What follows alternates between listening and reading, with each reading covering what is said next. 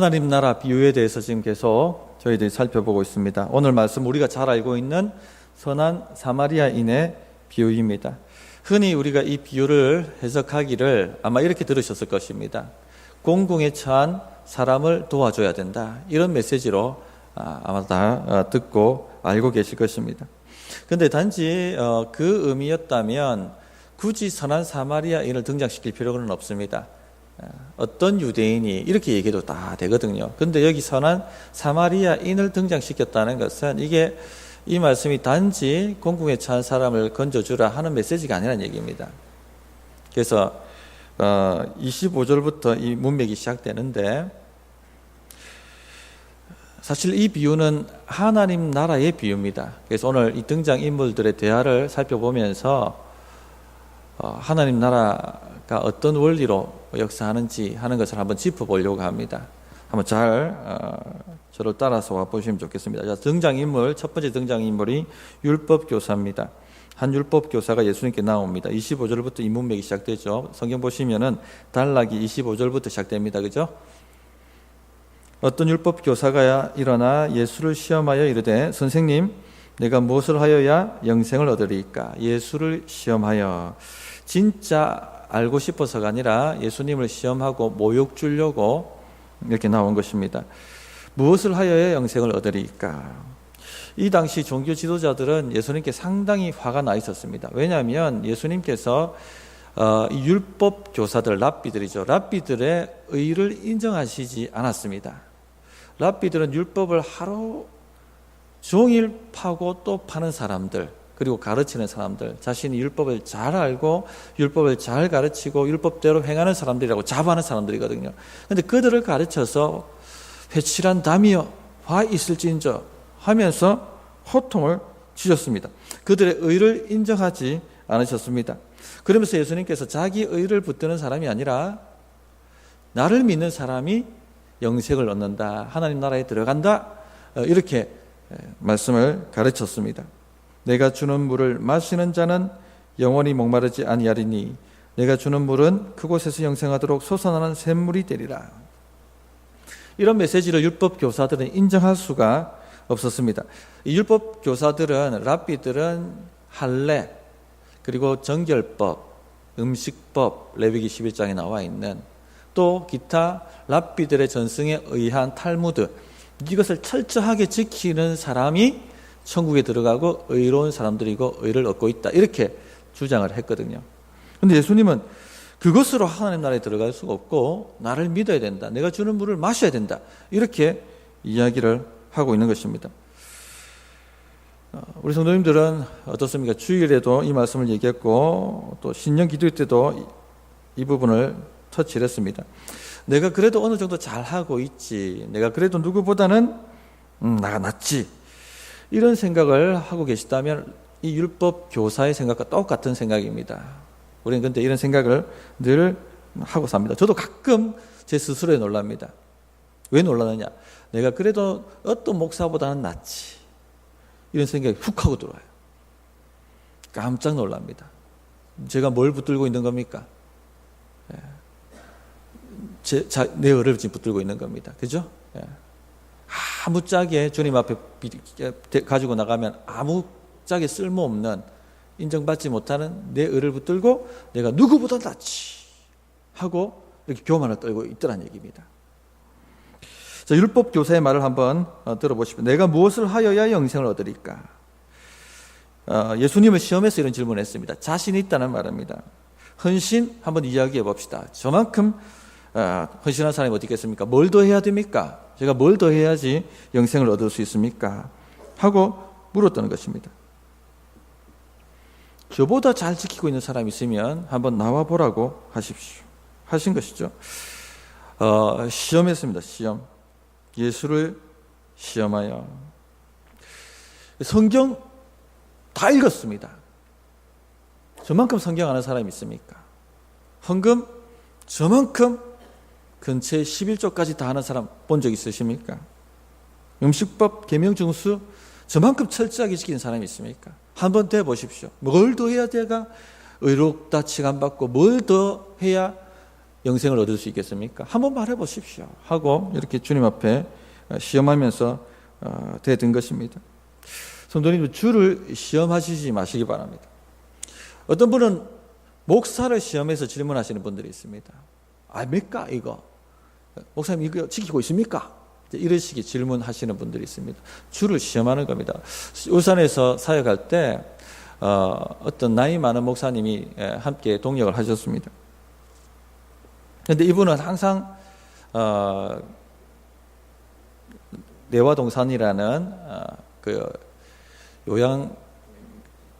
요양병원이라고 해야 됩니까? 거기에 원목으로 이렇게 부름을 받아서 사역을 하셨는데 가끔 이제 교육자실에 오셨어요.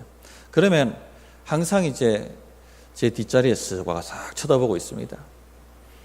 요즘 최 목사 무슨 책 읽고 있나 하고 질문을 하세요. 그러면 시험하여 질문하는 겁니다. 저는 처음에 몰랐어요. 목사님 요즘 제가 이 책을 읽고 있는데 참 은혜가 됩니다. 한번 쫙 보세요. 참 수준 낮네. 아직 멀었네. 이 말 저는 아직 멀고 수준 낮은 목사가 되고 그분은 수준 높은 목사가 되는 겁니다. 굉장히 기분이 나빴습니다. 이 자기를 가지고 자기를 주장하면요, 자기는 살지를 모르지만 주변에 다 죽여버립니다. 수준 낮네. 아직 그 수준이야? 그분이 올 때마다 제 뒷자리로 오는 겁니다. 올 때마다 그 질문을 하는 거예요. 요즘 어떤 책에 은혜 받고 있어? 또 이 책입니다 하고 얘기하면은 아직도 멀었네. 정말 기분 나빴어요. 그것 때문에 하나님께 가지고 나갔습니다. 하나님, 이 목사님이 나타나면 늘 제 마음을 후벼 팝니다. 어찌 하오리까 하고 주님 앞에 기도했더니 아이디어를 주셨어요. 다음에 또 그 질문을 하면 성경 읽고 있다라고 말씀드려라. 그래서 또 그분이 나타나셨어요. 최 목사 요즘 무슨 책 읽고 있나? 하고 질문하길래 성경 읽고 있습니다. 아니, 성경 말고 저는 오직 성경만 봅니다. 수준 낮다 말 못하는 거예요. 그렇게 해서 물리친 적이 있습니다. 이렇게 목사한테 시험하여 질문하시는 분들이 있단 말입니다. 웃자고 한 얘기입니다. 이 율법교사가 예수님을 이런 식으로 시험하여서 질문했다는 얘기입니다. 얼마나 교만한 발상입니까? 자, 그러자 예수님이 대답을 하십니다. 예수님은 율법에 무엇이라고 기록되어 있는가? 하고 되물으셨습니다. 그러자 율법교사 자신 있게 대답합니다. 27절을 보십시오. 대답하여 이르되 내 마음을 다하며 목숨을 다하며 힘을 다하며 뜻을 다하여 주 너희 하나님을 사랑하고 또한 내 이웃을 내 자신같이 사랑하라 하였나이다. 그런 것 좀 내가 쉽게 답할 수 있죠 하면서 신명기 6장 5장 또 레위기 19장 18절을 인용해서 답을 하고 있습니다. 그것쯤이야 저는 잘 알고 있습니다. 그래서 주님께서 알고 있구나. 그러면 그대로 지키라. 그러면 영생을 얻을 것이다 라고 말합니다. 그러자 이 율법교사 기분이 나빴던 것 같습니다. 다시 29절에 보시면은 이렇게 대질문합니다. 그 사람이 자기를 옳게 보이려고 예수께 여짜오되 그러면 내 이웃이 누구니까? 자기를 옳게 보이려고 알면 지키라. 그러면 영생을 얻을 것이다. 알면 지키라고? 알면 뭐 지키라고? 이 사람이 보자 하니까 나를 보자기로 하나? 알면 지키라고? 기분이 나빴던 것입니다. 그래서 옳게 보이려고 합니다. 내 이웃이 누구입니까? 말해보십시오. 내가 다 답할 줄 테니까. 내 이웃이 누구지? 불러보십시오. 내가 얼마나 이웃 사랑 잘하는지. 가족, 저만큼 가족 잘 챙기는 사람이 있으면 나와보라고 하십시오. 아버지, 때마다 용돈 드리고 때마다 안부 묻고 때마다 점심 사드리고 저만큼 부모 공경하는 사람이 있으면 나와보라고 하세요. 형제 자매들, 저만큼 우리 형제 자매들 잘 챙기는 사람이 있으면 나와보라고 하세요. 형제 자매들 다 힘들고 어려울 때 제가 다 뒷바라지하고 다 도와줬습니다. 제 동생 대학 보내니까 내가 다 뒷바라지 해줬습니다. 사업 실패해가지고 힘들고 어려운 동생들 제가 다 일어서도록 만들어줬습니다. 저만큼 제 가족 사랑하는 사람이 있으면 나와보라고 하세요.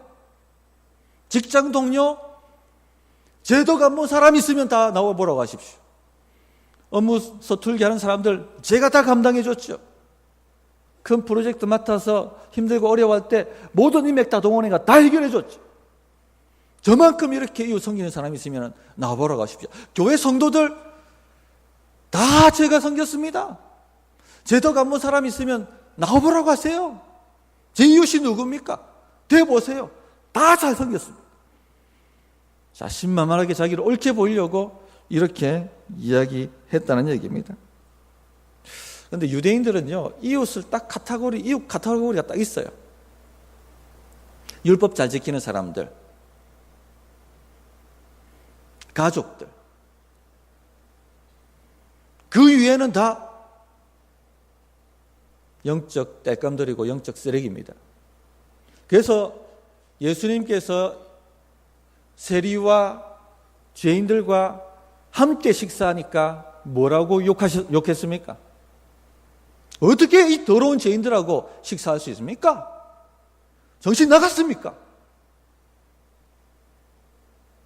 그들은 이웃이 아니에요.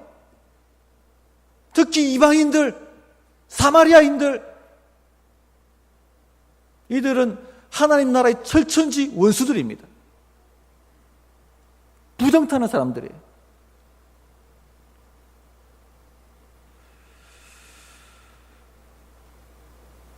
성도님들, 혹 우리 안에 이웃을 내 나름대로 이웃의 카테고리를 만들어 놓고 신앙생활을 하고 있지는 않습니까? 누구하고는 내 상종 못한다? 누구하고는 내가 상종 못한다? 이렇게 혹 살아가고 있지는 않습니까? 야고보서를 보면요, 성령 받은 초대교회도 이런 사람들이 있었다는 것을 보여줍니다. 부자가 오면은 아주 좋은 자리에 앉혀주고, 가난한 자가 오면 뭐 저기 문방에 오든 말든지 문지방에 앉든지 말든지 네가 알아서 앉아라. 또 스스로 경건해 보이는 사람들 오면은, 그 자랑하는 사람들 오면은 막 대우해주고, 또 지식 자랑하는 사람이 있으면 막 대우해주고, 이웃의 카테고리를 딱 만들어 놓고 있는 겁니다. 이 정도 사람이 오면 나하고 얘기가 되지. 그런데 주님이 뭐라고 말씀하고 계십니까? 우리 이웃은 우리에게 도움되는 사람들이 아니고 우리의 도움이 필요한 사람들이 바로 우리 이웃이라고 말씀하고 있는 것이죠. 그래서 목장이나 부서에서 우리 도움될 사람 보내주십시오, 이 기도도 필요하겠지만 실제 교회가 해야 될 기도는 우리 도움이 필요한 사람을 보내주십시오, 이렇게 기도하셔야 됩니다. 세상에서 찢기고 억눌리고 마귀한테 완전히 박살난 사람들, 도움이 필요한 사람들, 우리의 섬김이 필요한 사람들 하나님 그런 사람들을 섬길 수 있도록 우리가 능력이 있어야 돼요. 성령의 능력으로 충만해야 됩니다. 그들을 일으켜주고, 그들을 제자훈련시켜주고, 그들을 다시 일꾼 만들어서 세상에 파송할 수 있을 만한 강력한 교회, 사단의 진을 흔들 만한 교회, 그런 영적 실력 있는 교회가 되어야 됩니다. 저는 사모합니다. 매일 새벽마다 기도합니다. 하나님, 그런 교회 일으켜 주십시오. 우리 교회가 그런 교회 되고 싶습니다. 우리가 그렇게 좀 같이 기도합시다. 하나님, 우리 도움이 필요한 사람, 우리 목장이 우리 도움이 필요한 사람 붙여주십시오. 이때 드디어 예수님께서 선한 사마리아인의 비유를 들고 나오십니다.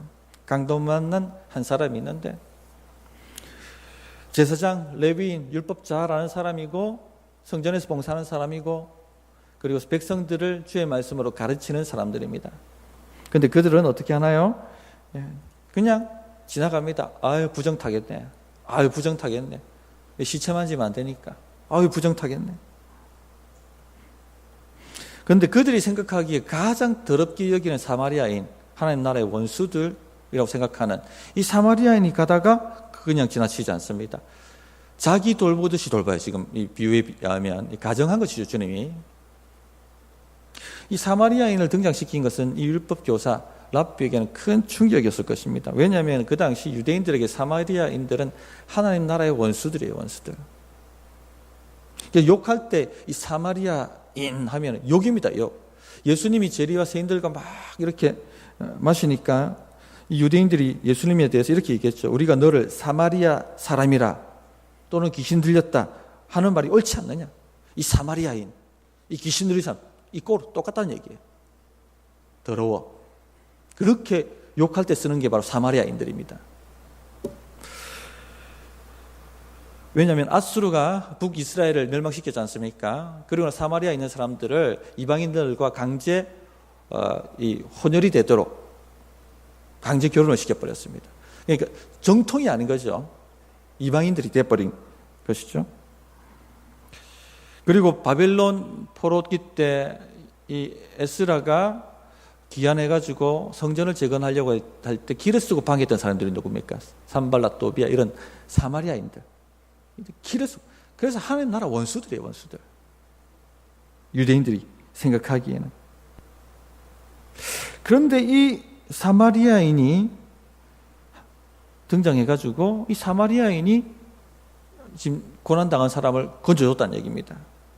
그러면은 율법 잘 지킨다고 생각하는 너희들, 할례 행하고 정결법 철저히 지키고 안식일 철저히 지키고 11조 근체 철저히 하고 모든 탈무드의 계명들을 잘 지킨다고 하는 너희들이 어려웠냐? 지나갔을 때. 아니면 너희들이 생각하기에 더 더러운 사마리아인이 건져준 것, 그것이 더 의롭냐? 누가 이웃 사랑하는 사람이냐? 라고 질문 딱 하는 거예요. 양심이 있으니까. 랍비가 뭐라 얘기합니까? 자비를 베푼 사람입니다. 자비를 베푼. 그러면 너도 가서 그와 같이 하라. 라고 이야기합니다. 이쯤 이야기하면 율법 교사가 어떻게 반응해야 되겠습니까?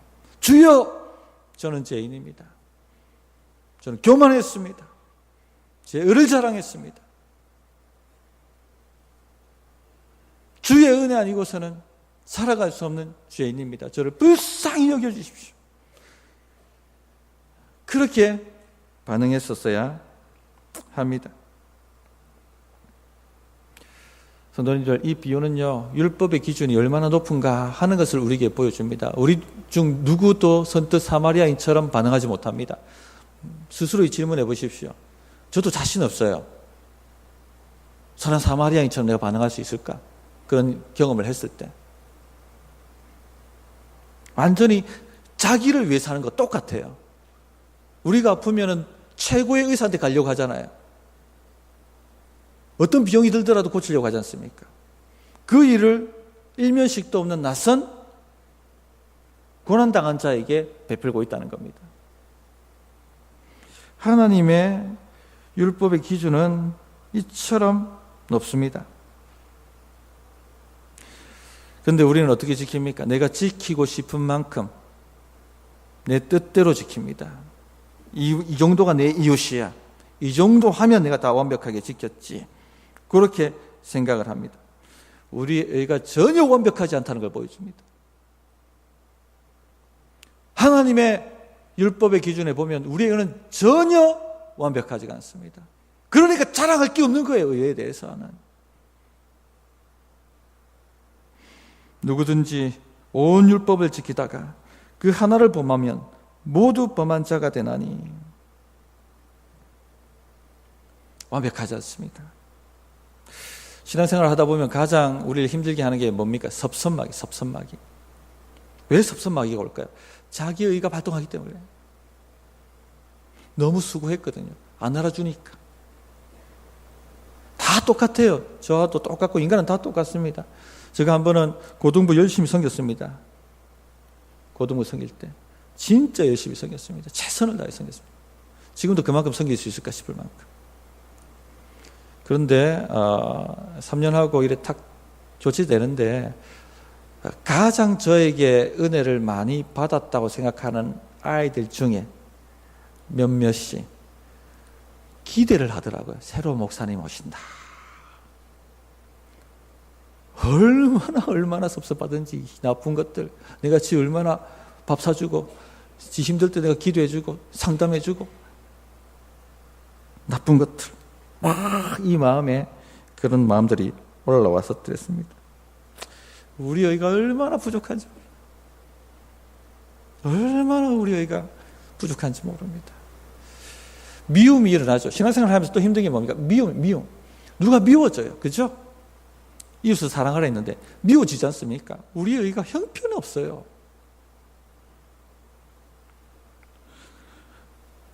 머리는 다 아는데 가슴이 안 따라가는 거예요. 성찬식 하면서 미웠던 사람들 다 용서하라. 성찬에 참여해야 된다. 우리 한 가족이다. 얘기 드렸지만 여전히 그럼에도 불구하고 미운 사람들이 있을 것입니다. 주여, 진짜 밉습니다. 진짜 밉습니다. 그러나 사랑해야 되는 줄 압니다. 도와주십시오. 몇 번 기도하면 진짜 조금 불쌍한 마음이 올라와요. 안 그렇습니까?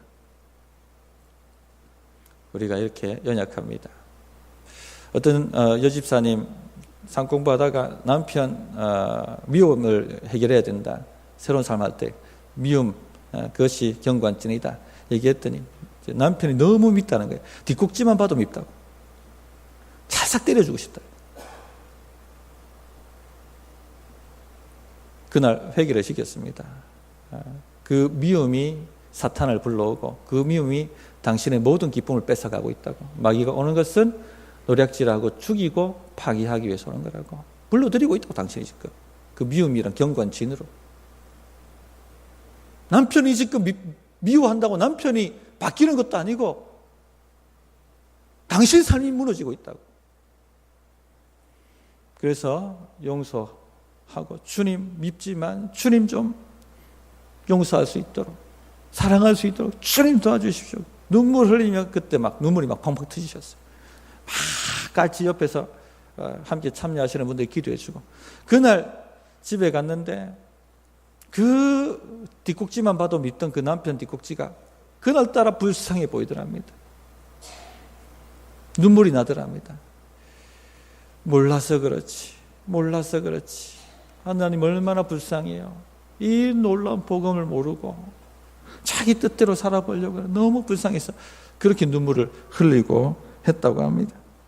성도님들, 이게 하나님 나라 원리입니다. 이게 하나님 나라 원리예요. 은혜입니다. 은혜. 하나님의 은혜 아니면은 돌아가지가 않습니다. 내일을 다 내려놓고 철저하게 하나님의 의에, 은혜에 기대야 됩니다. 그러면 거기에 하나님 나라가 임합니다. 변화가 일어납니다. 역사가 나타납니다. 말씀 정리하겠습니다. 하나님의 나라가 이미 우리 삶 속에 훅 하고 들어와 있습니다. 들어와 있어요. 역사가 지금 일어나고 있다는 겁니다.